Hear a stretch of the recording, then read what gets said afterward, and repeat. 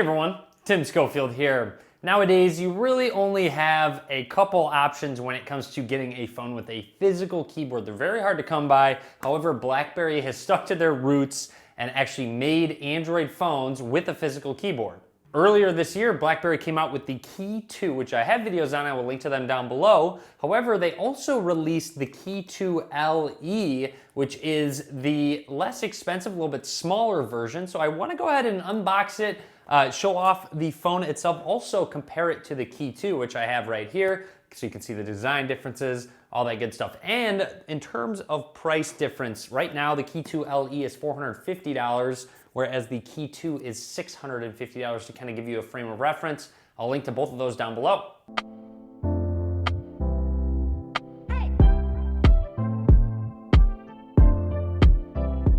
So here is the Key2 LE. As you can see, 32 gigs of storage and 4 gigs of RAM, whereas the Key2 has 6 gigabytes. To give you some other specs on the back here, notice that it has a 3000 milliamp hour battery. Key2 has a 3500 milliamp hour battery.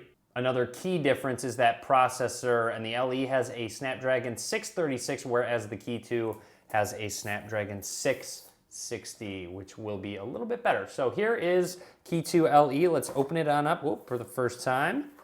And right away, we got the phone. Set that to the side for just a second. Show you real quick what else comes in the box.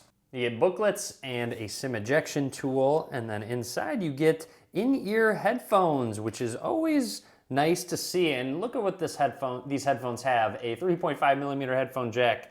That is because this phone actually has one. Oh, it's actually on the top of the phone. And then finally, you do have your AC power adapter, and then your USB Type A to USB Type C charging cable. And peeled everything off. Let's go ahead and press the power button, which is in the exact same spot as that on the Key2. And while it boots up, I would like to take a closer look at the LE. Down at the bottom, USB-C charging port, speaker grill. Moving along on the right side is where all your buttons are. You have a convenience key. You have the power button, which has some texture to it to help you differentiate. And then your volume rockers. Moving along up towards the top, headphone jack, microphone. Left side's where that SIM slot is. I'm noticing how light this phone actually is. It feels very light. Feels lighter than the LE actually. And then of course, your physical keyboard down at the bottom with capacitive buttons above it. And then on the back, dual camera system and a grippy texture to the back. Almost like a rubbery feel to it. It feels pretty good.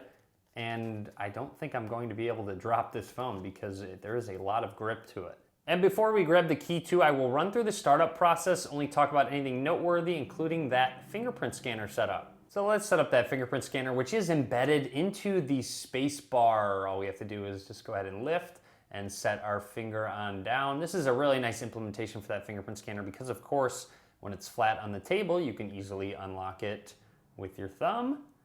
And that's it. You can add another if you'd like to. I'm just going to skip through now. Here are both the phones side by side, the LE and the Key2. Overall, not a crazy amount of differences in terms of height. They look just about the same.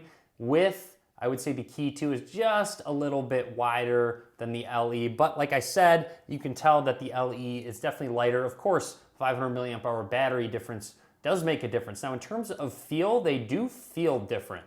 On the back, there's just a different texture, a little more softer touch with the LE, a little more rough, and just smaller spaces between diamonds as opposed to circles on the LE. Down at the bottom is a difference in the speaker grills, and overall, that's really about it in terms of design differences.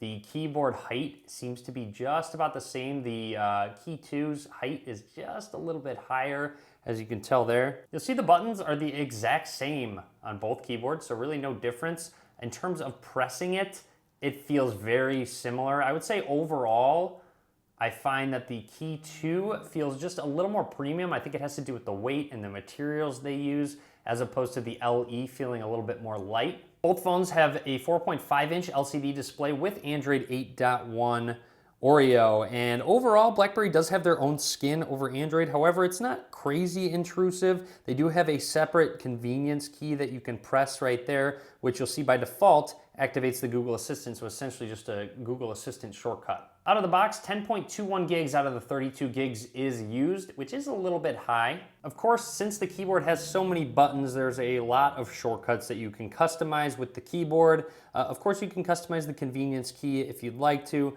There's just a lot of different things you can do having physical buttons. There is a little mark on the D button, which will kind of let you know where to rest your fingers. I find that at first it does take a while to get used to a physical keyboard again, but once you use it for just about a week, you can get really fast and good at it. And like I said, not many phones have keyboards out there, so Blackberry is just about your only option. So if I just want to go ahead and type that, I can real quick. Thanks for watching. I do really appreciate you being here.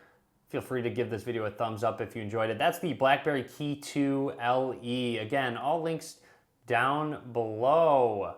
Very interesting. I'm a big fan of physical keyboards myself. So that's about it. Hope you enjoyed the video. Be sure to click that subscribe button as well.